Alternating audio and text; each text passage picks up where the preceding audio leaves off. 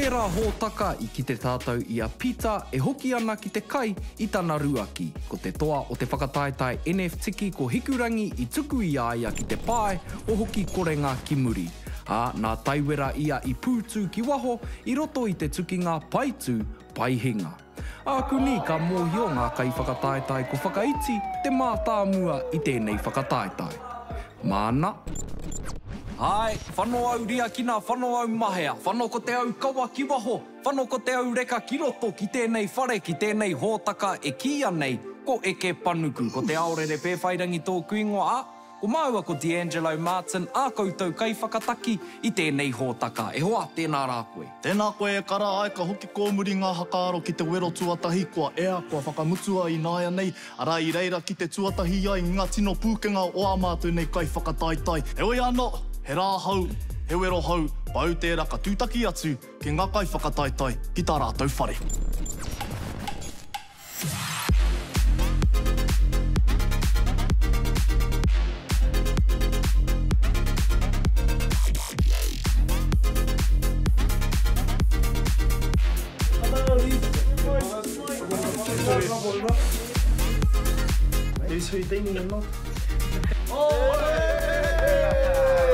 Koe nei, ki te ai tātou mena ka whakatinana te tangata nei I tōna ingoa. Ko morihurangi tauira hau, no te arawa hau. I tēnei wā, ko mohu au ko te NBA 2K na te mea, ko te puituku tino kina kia mātaki, kia tākoro. Me ngā mea whawhaipere kia Street Fighter, Tekken 7, Mortal Kombat. Ko wera ngā momo kemu ka moiho au, ka tino moiho au. I ngā rā mua I te tākoro au, ki ngā tāho aku hana te mea kaori au I tētahi momo PS4 plaything I wera mō mea. Pia hea taku tino whānga, me rongo te reo Māori I te ao kemu. Pai me mea kākoro rātou kia rongo ngā whānau. Ngā tamariki ka tākoro I ara, kia rongo iha ngā kupu mō era. Tērā pia ka whakai ngā mātua kia tākoro I ara. Morena! Ngāta Māori! Kei te pēhea! Kei te wai Māori, ki tōra tonu! Pō he ke roto I te whare karare au. Oi anō, wā me mihi ka tika kia koutou. Nā koutou I upoko pakaru ki ngā mahi tākoro kemu I nāna hiraka. Nā toko iwa o koutou I nāne. Nā reira, me mihi ka tika kia koe e hikurangi. Nau anō I toa I tō tātou nei rauna tuatahi mo tēnei kaupapa, mo tēnei hakataitai a Eke Panuku. Ara, I hinga a pira.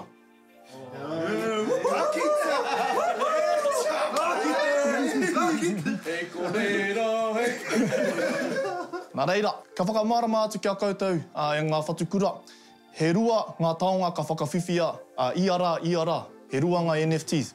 Ko te NFT tuatahi, ka whakawhiwhia ki te tangata nāna I toa, I te rauna, I te wero. Taonga tuarua, ka whakawhiwhia ki te tangata I kaha pautakaha, tōna kōrero Māori, tōna wairua Māori o roto I ngā mahi Aotearoa pō te ao. Arā, ko tērā tangata, korangi huna.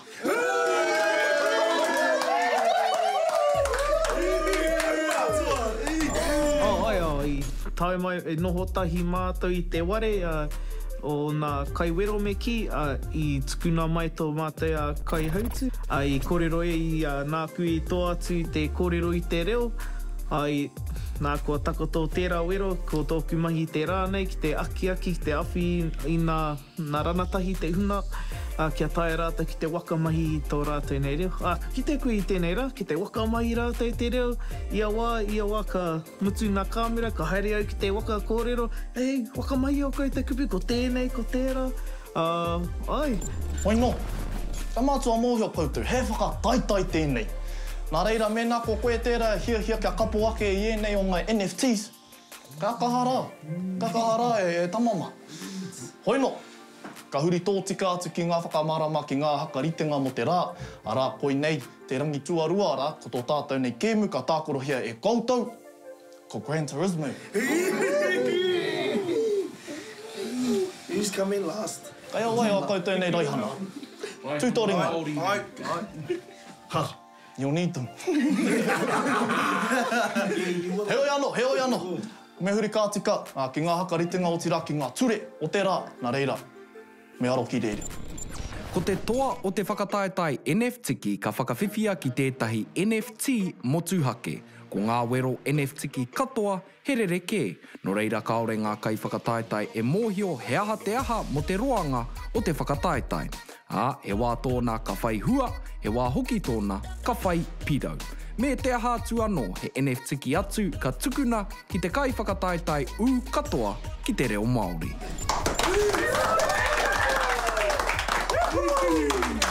Nā reira, ko tāku kia koutou, ko te prakatihi, ko te haka ngungu, ārā, ka kite ia koutou, ko ake nei, ki te taiwhanga hakataitai, o Eke Panuku.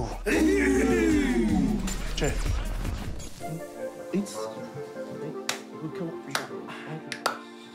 How are we feeling after that one, Kei? Wai. A koe? Te wai mari e nea, ko tērā i whakaaro au, ko tērā au, ka haere ki i raro. Engari, kei konei tonu. So, I'll tell you what, pōhehe katoa au te NFT kia. Yeah, actual. Te mea reo Māori, bro. Yeah, wow. Pōhehe au, mai anō. Like, it makes me want to, kōrero a bit more, especially knowing that we can get NFTs from kōrero Māori, so I've got to make more of an option for myself to try, which is pretty on, cuz.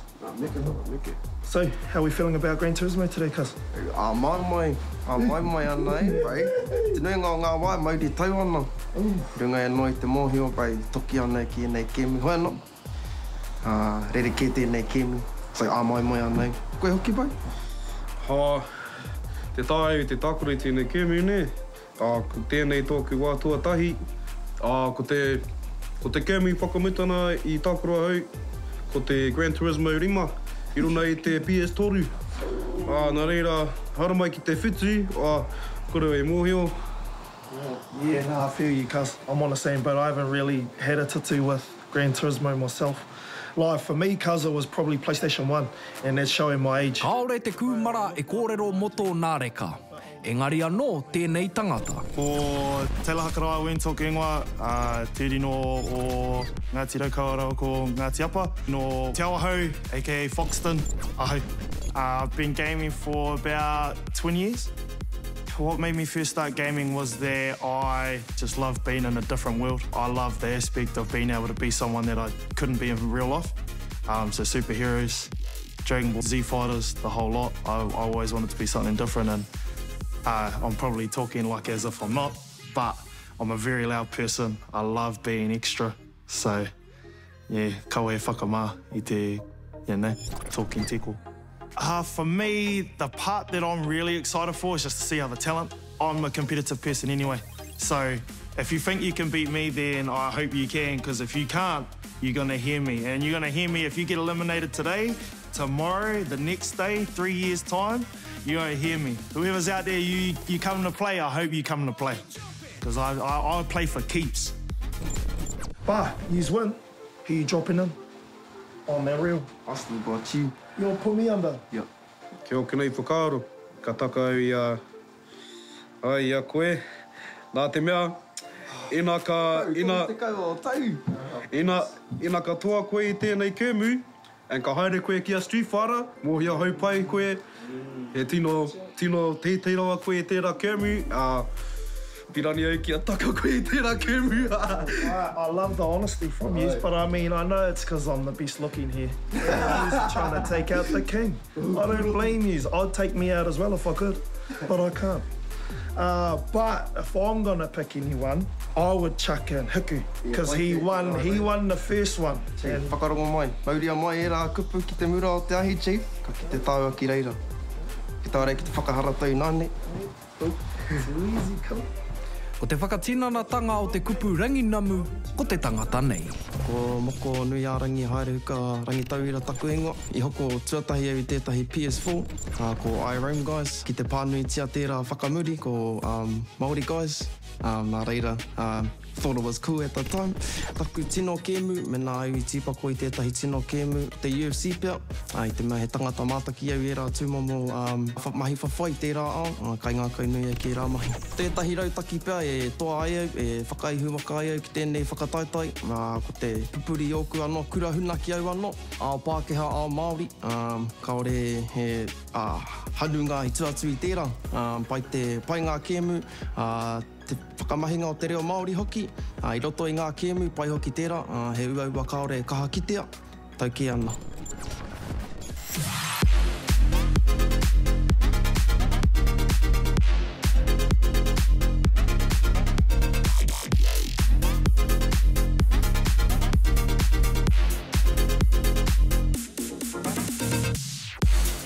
Ko te whakataetai NFT o te wiki nei ka whakakite mai i ngā pūkenga taraiwa waka. Ko te wero NFT nei he whakamātautau wā, e toru ngā huringa ki ia kai whakataetai. Ko te tangata ka iaia te wā tere katoa iaia te NFT.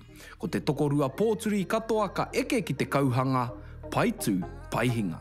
Tēnā kia haruru ngā waka.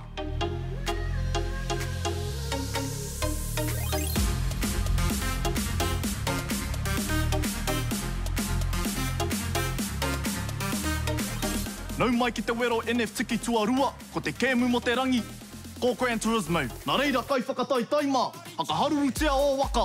I wanna feel the need for speed. On your markies, get your Nans car keys. Tōku. Ai, te wātuatahi kua kite au ia D'Angelo e pupuri tītaora ana. Heoi anō. He mene kei te kanohi. Taihua ā ka kite me mea ka pērā tō. Te iri mana.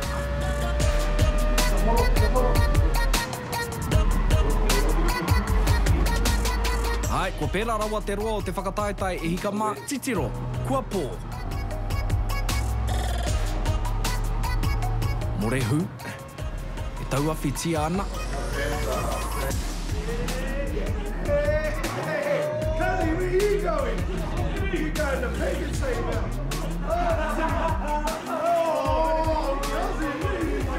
Ka pai, ko hoki anō ki te aratika.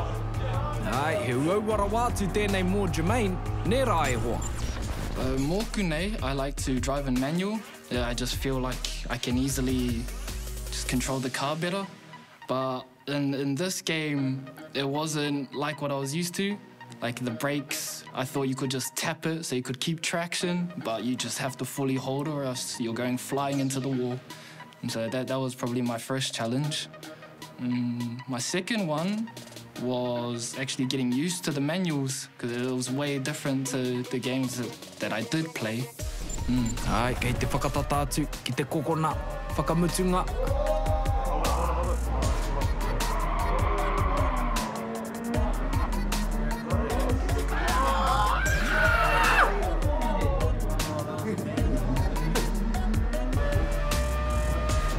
Ai, kua tutuki. Engari ki te tūranga rua te kau o te rua te kau.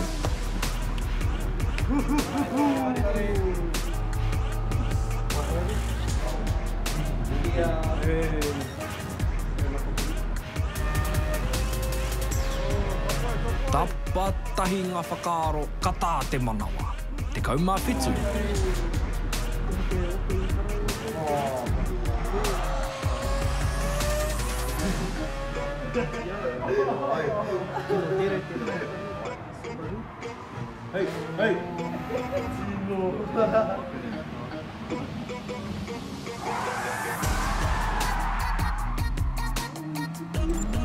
I think if I had chose the car that everyone else picked, the RX GT3, I probably would have had a faster time, but I played the safe card. I went with the WRX. The horsepower wasn't as high, so that's probably why my time was a little slower, but when I think about it, it still put me in the middle of the pack, so I wasn't at elimination, but I wasn't at the top two. So a bit of a strategic thing there to try and make sure that I wasn't in elimination.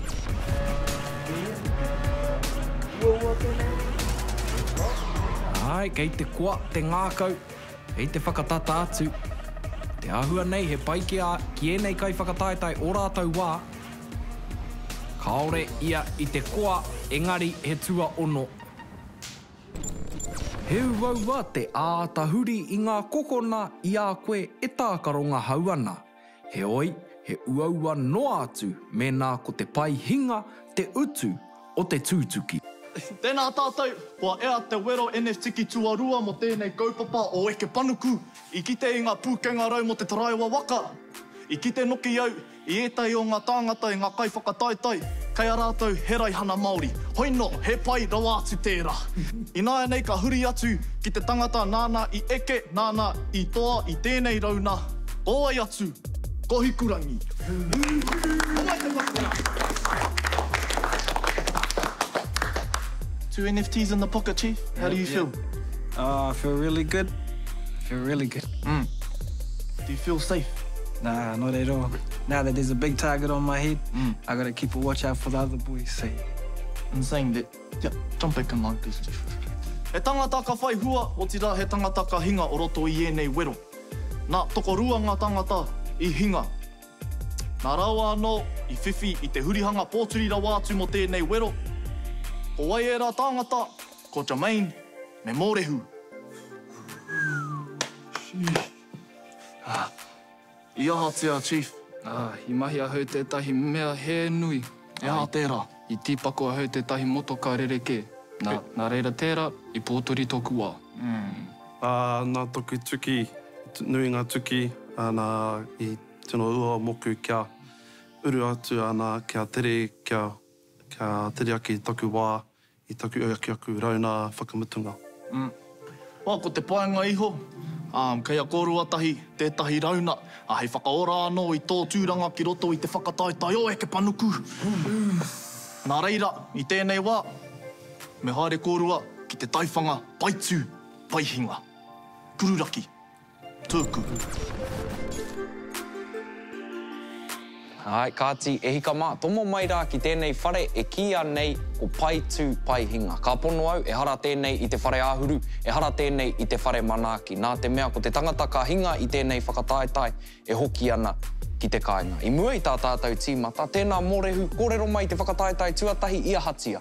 I nui aku tukinga, nā tērā I whakapoturi au I roto I ngā rauna. Ai, ko tērā te mea nui ko ngā tukinga, nā tērā kaore. Pai taku haere. Ko tō tākorotanga tuatahitanga tērā. Ai, ka tika. I tēnei rauna tuarua, he hatahau rautaki. Kei kau e tuki, ko tērā te mea.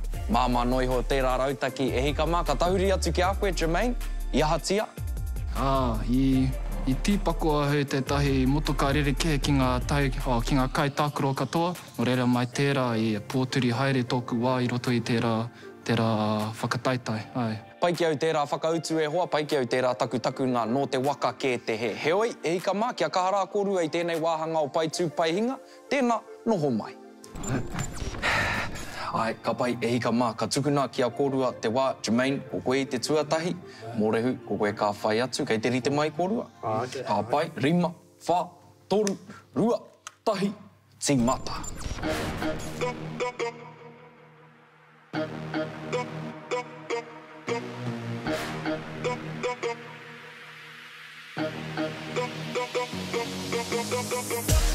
Reira, ko Jermaine ka tīmata, kei te mau ngā taringa, kei te mau ngā ringa. Engari, ka mau tonu tana tūranga ki tēnei whakataetai. Ka aroha te hunga mātakitaki, kei te kāra wātu ana high beams. Kau e tuki. Te kite ai, taramai te tei tuki.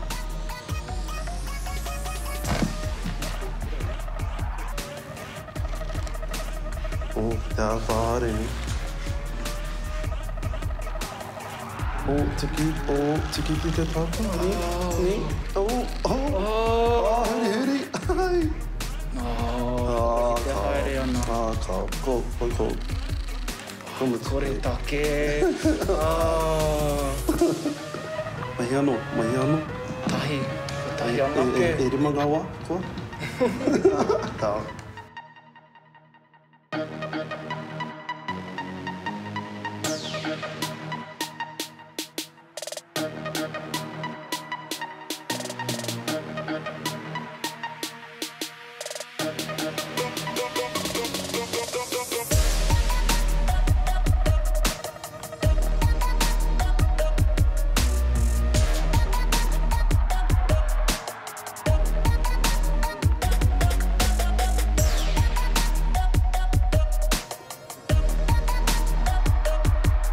Oti tā mōrehu, engari ko wai ka hua, ko wai ka tohu. Karawe hoa. Pai te ke I moro, I pai tō hapai I aha kua tōki e ua. Ai, ka pai e hika mā. Jermaine, ko koe te toa o tēnei wāhanga pai tū, pai hinga. Nō reira, kei te noho tonu koe ki tēnei whakataetai. O Eke Panuku, nō reira, ka hoki koe ki te manga whakataetai. E hoa, ka aroha hoki tēnā, kia hoki tāua ki muri, ki ko rā whawhe ai. Ai, ka hati e hika mōrehu, ko koe tērā e hinga kōrero mai, e hoa i ahatia. Te ahua nei I tuki au, I te tapahi au te pātiti, te ahua nei, karau aha ai. Tere pā nā tuku, piringi kia tere, kia oti te reihi, ana te mea ai. Kare koe mahi o chores I mua I tō tai mai ki tēnei hōtaka o Eke Panuku?